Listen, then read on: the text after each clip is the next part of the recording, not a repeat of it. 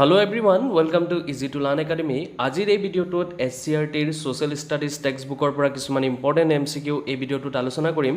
যদি ভিডিঅ'টো ভাল পায় তেন্তে ভিডিঅ'টো লাইক কৰি দিব আৰু যদি চেনেলটো সাবস্ক্ৰাইব কৰা নাই সাবস্ক্ৰাইব কৰি দিব। প্ৰথম প্ৰশ্ন কোৱেশ্চন নম্বৰ 1 টো হৈছে বিহাৰত ডুব বোলা হয় কোন নদীক? এই প্ৰশ্নটোৰ শুদ্ধ উত্তৰ হ'ব option D Kochi river. Next প্ৰশ্ন কোৱেশ্চন নম্বৰ 2 টো হৈছে হীৰাকুদ বান্ধ কোন নদীৰ ওপৰত নিৰ্মিত? এই প্ৰশ্নটোৰ শুদ্ধ উত্তৰ হ'ব অপচন ডি মহানদী। নেক্সট প্ৰশ্ন কোৱেশ্চন নম্বৰ 3 টো হৈছে কচ্ছৰ ৰাণ নিম্নলিখিত কোনটো ৰাজ্যত অৱস্থিত? এই প্ৰশ্নটোৰ শুদ্ধ উত্তৰ হ'ব অপচন সি গুজৰাট। নেক্সট প্ৰশ্ন কোৱেশ্চন নম্বৰ 4 টো হৈছে ভাৰত আৰু শ্ৰীলংকাৰ মাজত কোনটো সাগৰ অৱস্থিত?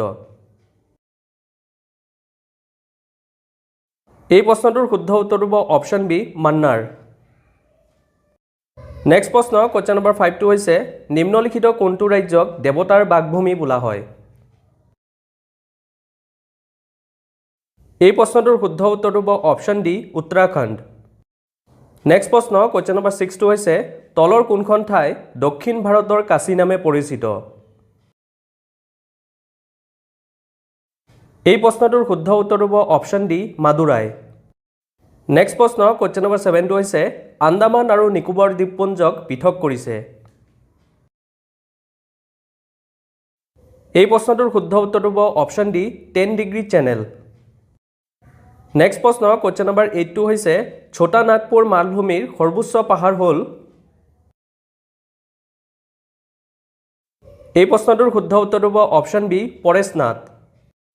নেক্সট প্ৰশ্ন কোৱেশ্চন নম্বৰ 9 টো হৈছে পক প্ৰণালীয়ে কোন দুটি দেশক পৃথক কৰিছে? এই প্ৰশ্নটোৰ শুদ্ধ উত্তৰ হ'ব অপচন সি ভাৰত আৰু শ্ৰীলংকা। নেক্সট প্ৰশ্ন কোৱেশ্চন নম্বৰ 10 টো হৈছে ভাৰতৰ প্ৰতিবেশী ক্ষুদ্ৰতম ৰাষ্ট্ৰ কোনটো?